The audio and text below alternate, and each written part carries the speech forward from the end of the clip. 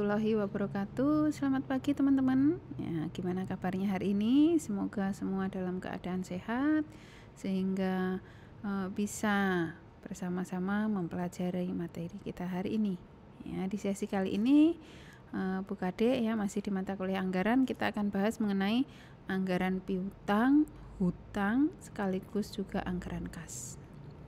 Oke, kita langsung saja. Nah, kita bahas satu persatu mulai dari anggaran piutang. Ya. Apa yang dimaksud dengan anggaran piutang? Anggaran piutang adalah anggaran yang merencanakan secara terperinci ya, tentang apa?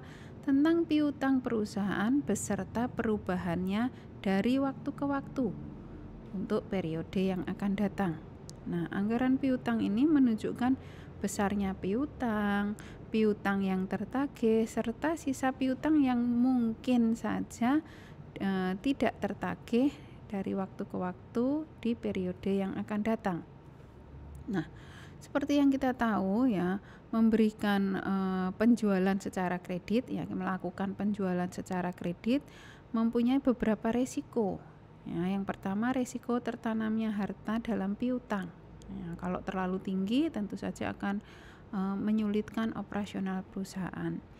Terus sekaligus juga ada resiko tidak tertagihnya sebagian atau bahkan mungkin seluruh piutang tersebut. Nah, harapannya juga harus dipertimbangkan ya seberapa besar perusahaan bisa menanggung resiko tersebut.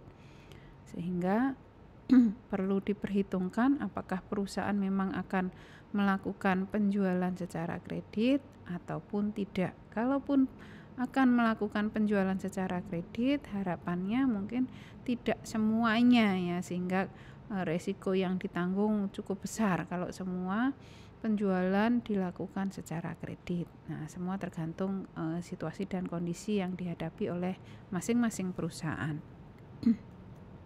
Nah, apa manfaat anggaran piutang? Ya, secara umum ya sebagaimana sejak awal pernah disampaikan bahwa semua anggaran termasuk juga anggaran piutang punya 3 kegunaan pokok, yaitu sebagai pedoman kerja, sebagai alat koordinasi, sekaligus sebagai alat pengawasan kerja, di mana anggaran tersebut bisa membantu manajemen dalam memimpin jalannya perusahaan.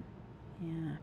Kemudian secara khusus untuk anggaran piutang itu tersendiri ya bisa sebagai dasar untuk penyusunan anggaran kas. Karena apabila ada penagihan piutang ya merupakan pemasukan bagi kas. Nah, ada beberapa faktor yang mempengaruhi anggaran piutang. Yang pertama, volume barang yang dijual secara kredit. Ya, makin besar volume barang yang dijual secara kredit ya, maka akan semakin besar juga anggaran dalam piutang usaha tersebut ya. Jadi harus benar-benar diperhitungkan dengan cermat agar perusahaan tidak terlalu berat menanggung resikonya. Kemudian standar kreditnya. Kalau standar kreditnya longgar ya, besarnya piutang biasanya juga akan makin besar. Demikian juga sebaliknya. Jangka waktu kreditnya makin panjang jangka waktu kredit, maka juga akan semakin besar piutang yang tertanam. Demikian juga sebaliknya. Kemudian adanya pemberian potongan. Nah, biasanya potongan di sini adalah potongan apabila penjualan dilakukan secara cash atau pelanggan membayar secara cash ya, dimana potongan ini sekiranya apakah menarik atau tidak bagi pelanggan. Kalau sekiranya potongan tersebut menarik bagi pelanggan, tentu mereka akan memilih pembelian secara cash dibandingkan dengan kredit. Kemudian pembatasan kredit ya, ada plafonnya tidak ya. Kalau makin tinggi plafonnya ya, batas jumlah kredit yang diberikan tentu akan semakin besar anggaran piutangnya. Kemudian kebijakan penagihan piutang bagaimana? Ya, karena ini juga akan mempengaruhi besar kecilnya piutang yang tertanam. Ya, kalau penagihan piutangnya aktif, ya kemungkinan atau harapannya bisa memperkecil piutang yang tertanam. Tetapi bila sebaliknya, tentu akan membuat piutang yang tertanam makin besar. Nah, kita langsung saja coba menghitung dan menyusun ya anggaran piutang. Nah, anggaran piutang tadi terjadi atau timbul bila mana perusahaan melakukan penjualan secara kredit.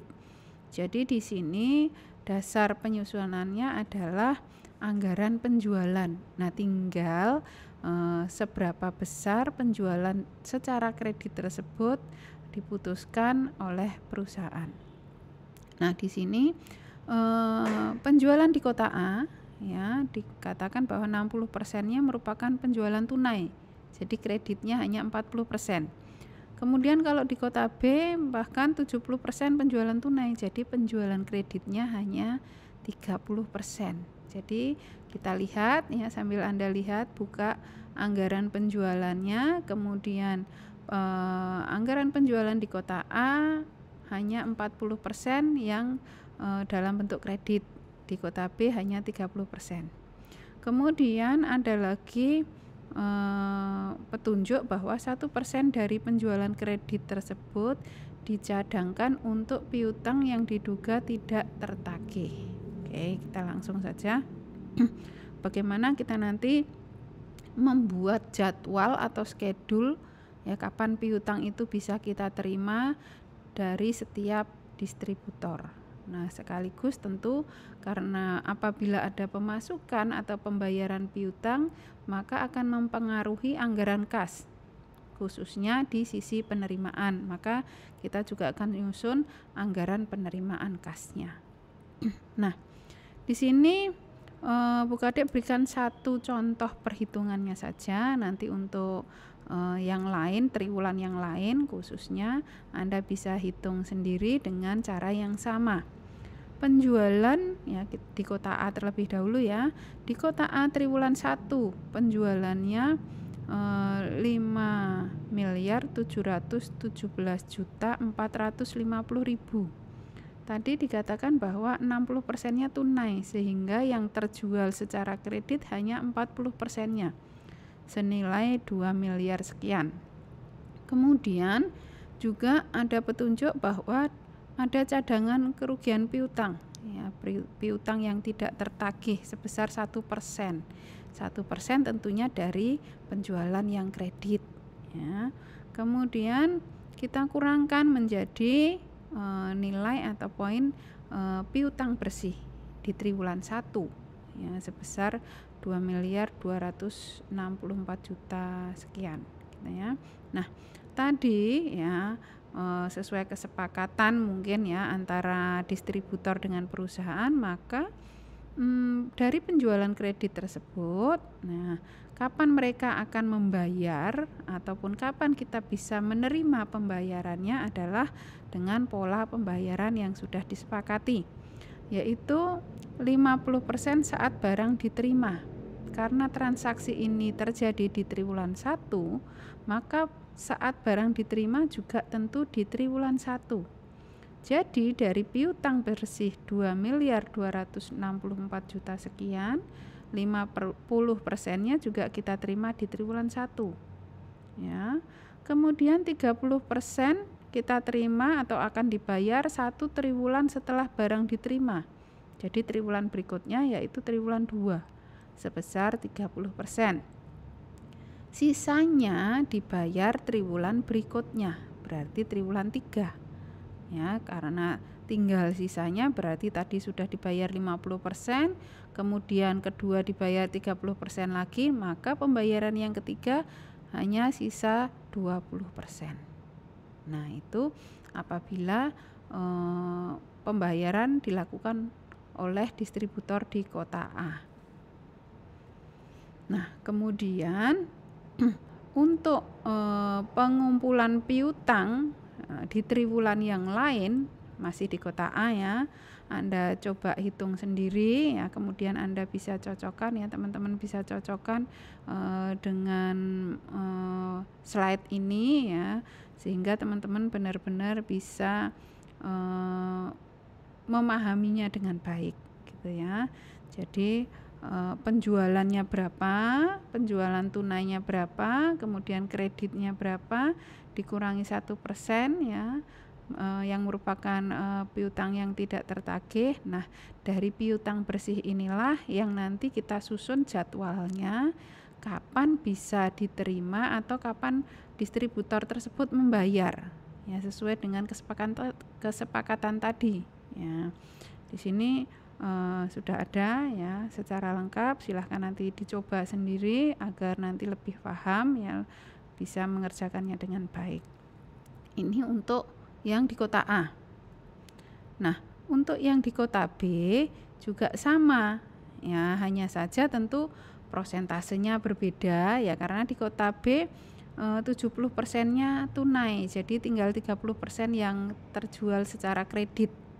Ya, kemudian tidak tertagihnya 1%, sehingga dari piutang bersih inilah nanti yang akan dilakukan penagihan, ya, atau akan mereka bayar sesuai dengan kesepakatan. Nah, di sini bedanya pola pembayarannya juga beda, ya. Pola pembayaran dari distributor B sama-sama 3 kali, tetapi prosentasenya berbeda, yaitu 40% di bulan yang sama dengan transaksi, 40% triwulan berikutnya, kemudian sisanya 20% triwulan berikutnya lagi.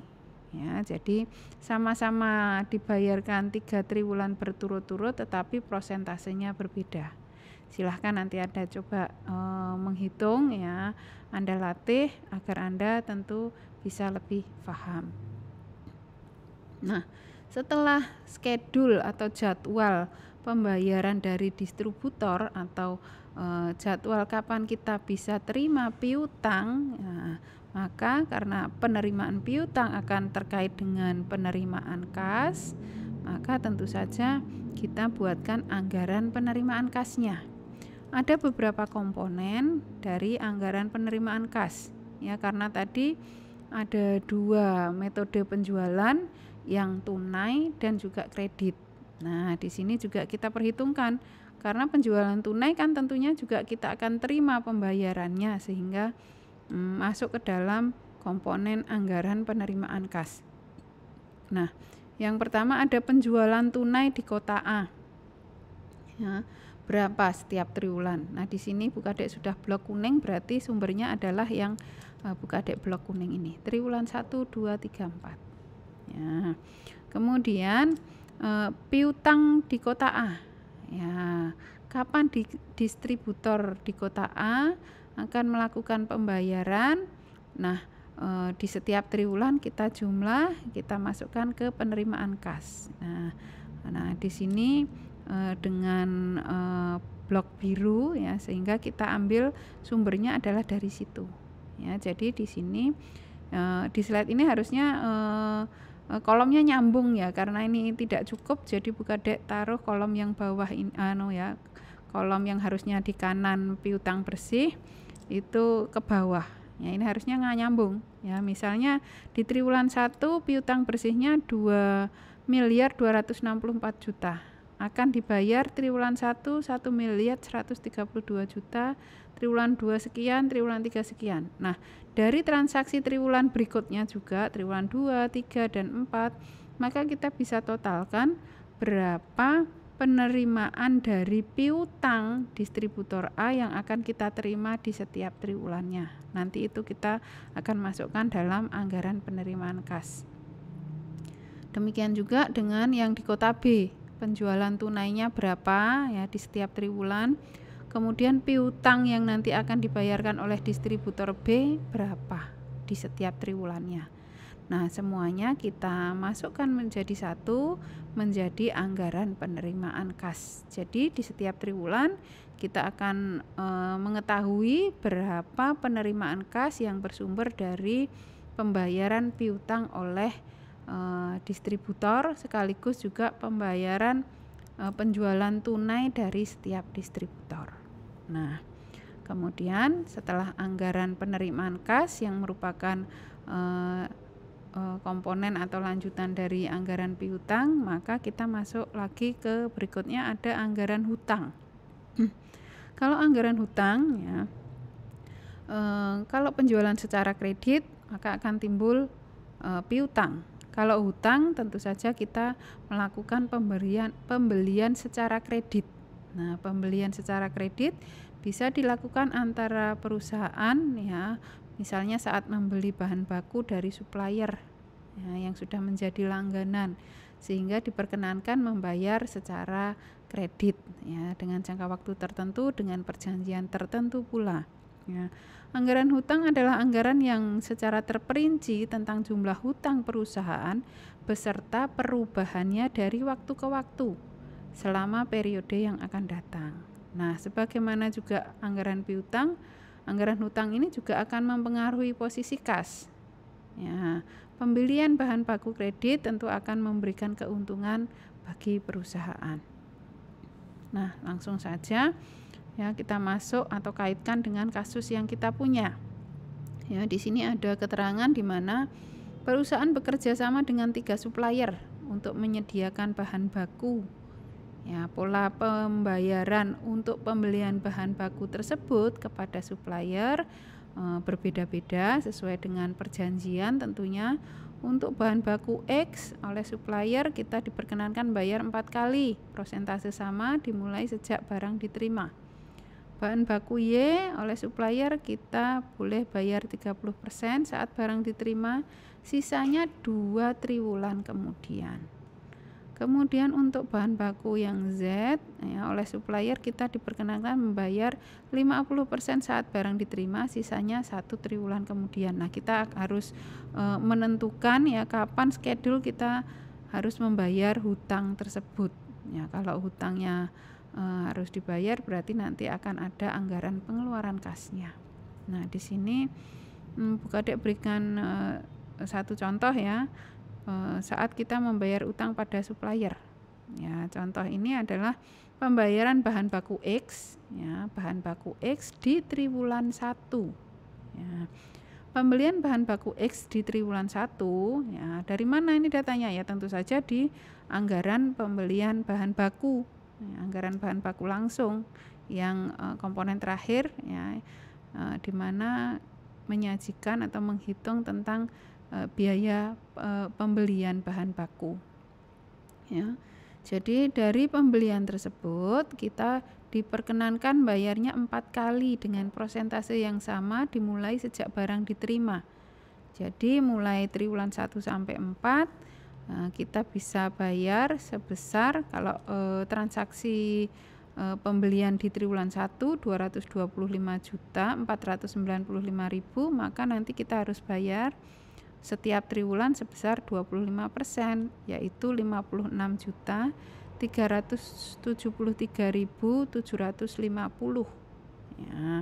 Atau mungkin untuk lebih jelasnya bisa kita masukkan ke dalam tabel. Jadi pembelian bahan baku di triwulan pertama ya sebesar 225 juta, kita harus bayar masing-masing 56 juta sekian mulai triwulan 1, 2, 3 dan 4. Ya, kita boleh bayarnya 4 kali berturut-turut. Kemudian untuk pembelian bahan baku triwulan 2 ya, maka kita juga harus bagi dengan 4 ya, sehingga kita bisa ketahui berapa yang harus kita bayarkan 4 bulan berturut-turut dimulai dari transaksi tentunya ya. Triwulan 2 berarti pembayaran pertama ada di triwulan 2, 3, 4. Nah, harusnya kan triwulan berikutnya merupakan triwulan pertama tahun depan. Nah, kita mampatkan atau kita jadikan satu di kolom sisa. Jadi kolom sisa ini juga seharusnya ada di sebelah kanan triwulan 4, sehingga gunanya adalah untuk memasukkan berapa hutang yang belum terbayar di tahun anggaran ini gitu ya, yang harus kita bayar di tahun anggaran berikutnya ya. Demikian juga di triwulan 3. Kalau triwulan 3 berarti baru membayar 2 kali, yang 2 kali kita masukkan sisa. Di triwulan 4 juga baru bayar sekali, yang 3 kali kita masukkan kolom sisa, yang nantinya kita harus bayar di triwulan-triwulan berikutnya, tahun anggaran berikutnya. Nah, untuk Y juga sama ya caranya, tetapi Anda harus perhatikan polanya Ya, tergantung kesepakatan. Ini tadi 30% di triwulan yang sama, sisanya berarti 70% di 2 triwulan kemudian. Jadi kalau transaksi triwulan 1 kita harus bayar di triwulan yang sama, triwulan 1 sebesar 30%. Kemudian sisanya yang 70% langsung kita boleh bayar 2 triwulan berikutnya, berarti triwulan 3. Ya, kalau triwulan 2 berarti awalnya kita bayar di triwulan 2, ya, transaksinya kan triwulan 2 pembeliannya. Maka pertama kita bayar di triwulan tersebut sebesar 30%, sisanya 2 triwulan lagi sebesar 70%. Nah, ini juga ada kolom sisa yang harusnya ada di sebelah kanan kolom triwulan 4 ya. Sehingga di sini adalah berapa hutang yang belum terbayar. Ya, yang harus kita perhitungkan di anggaran tahun berikutnya. Hal yang sama bisa Anda lakukan juga untuk bahan baku yang Z, di mana juga ada kesepakatan tersendiri mengenai pola pembayarannya. Ya, jadi di sini 2 kali pembayaran 50%. Nah, setelah itu kita mungkin akan lebih mudah apabila kita jadikan satu membayar utangnya ya. Bayar utang untuk bahan baku X, untuk bahan baku Y maupun bahan baku Z. Nah, agar di sini kita rekap ya, berapa yang harus kita bayar untuk semua bahan baku di setiap triwulan. Ya, nah jadi baris sigma ini menggambarkan berapa jumlah ya, dana yang harus disediakan atau yang harus dibayar oleh perusahaan untuk pembelian bahan baku di setiap triwulannya. Nah, karena ini nanti yang mungkin akan kita gunakan untuk perhitungan berikutnya. Nah, kemudian ya setelah kita susun anggaran atau jadwal pengeluaran kasnya untuk membayar hutang, nah maka kita berikutnya adalah anggaran kas. Anggaran kas adalah perencanaan mutasi dan posisi kas dalam jangka waktu tertentu. Ada penerimaan, ada pengeluaran, maupun biasanya juga perusahaan menetapkan saldo kas minimal. Nah, tujuannya apa? Untuk menunjukkan posisi kas, untuk menunjukkan apakah terjadi kelebihan atau kekurangan kas, atau menunjukkan kebutuhan mencari pinjaman atau tersedianya kas yang menganggur untuk investasi. Jadi kalau di bawah saldo kas minimal berarti terjadi kekurangan kas. Kalau di atas saldo kas minimal berarti ada surplus. Apakah kelebihan tersebut bisa tersedia untuk investasi atau tidak? Nah, itu bisa dipertimbangkan. Mengkoordinir kas dengan total modal kerja, penjualan, investasi maupun utang. Menetapkan dasar perkreditan yang sehat. Nah, dari sini kita bisa tentukan apakah perusahaan masih bisa menanggung resiko bila mana terjadi penjualan secara kredit. Kemudian menetapkan dasar yang sehat untuk mengendalikan posisi kas. Nah, diharapkan tidak terjadi posisi kas yang di bawah posisi kas yang minimal. Nah, jadi harus selalu ada safety cash balance, jumlah minimal kas yang harus dipertahankan agar perusahaan bisa memenuhi kewajiban finansialnya setiap saat. Jadi jangan sampai ada di bawah safety cash balance-nya. Nah, di sini ada beberapa petunjuk ya, atau data yang bisa digunakan untuk menyusun anggaran pengeluaran kas ya, di mana anggaran kas saldo awalnya sebesar 459.459.025.000. Kemudian ada pengeluaran untuk triwulan 2 yaitu membantu peringatan HUT RI sebesar 3,5 juta. Kemudian juga untuk partisipasi kegiatan di setiap triwulan adalah 500.000.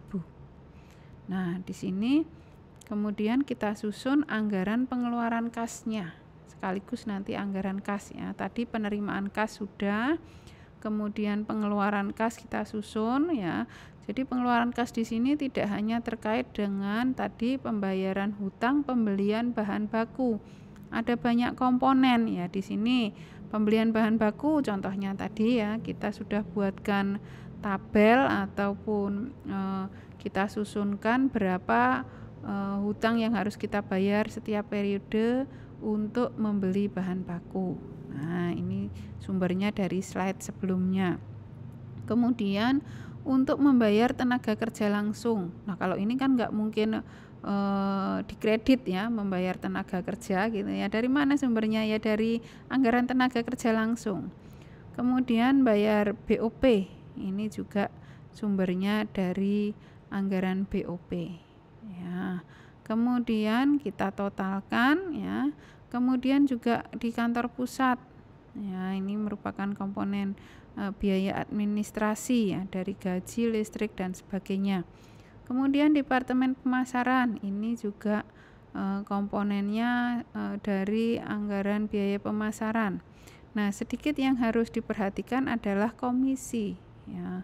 Komisi penjualan kalau tidak salah di materi anggaran biaya pemasaran dan administrasi adalah sebesar 2% dari penjualan.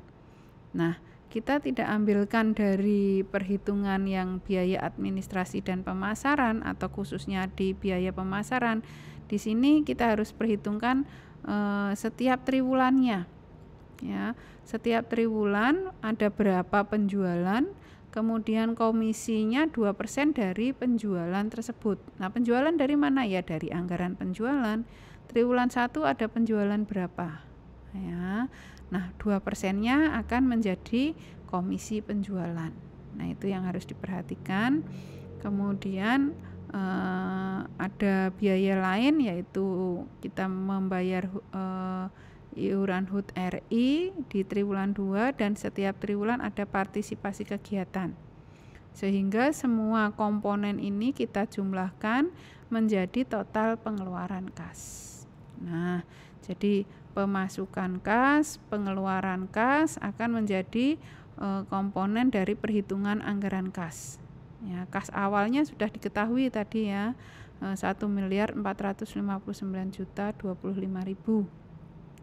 Penerimaan kas tadi ya di slide sebelumnya yang saat kita menghitung piutang ya, ada penerimaan kas. Kemudian pengeluaran kas yang baru saja kita hitung di slide sebelumnya. Sehingga di setiap triwulan kita mengetahui posisi atau saldo kas kita ya, sehingga di triwulan terakhir pun kita tahu bahwa posisi saldo kas kita masih berapa, aman atau tidak. Nah, atau di setiap periode kita juga harus tahu posisi kasnya aman atau tidak. Nah, itu tadi yang bisa Bu Kade sampaikan untuk materi kita sesi ini. Ada anggaran piutang, hutang, sekaligus anggaran kas. Terima kasih atas segala perhatian. Wassalamualaikum warahmatullahi wabarakatuh.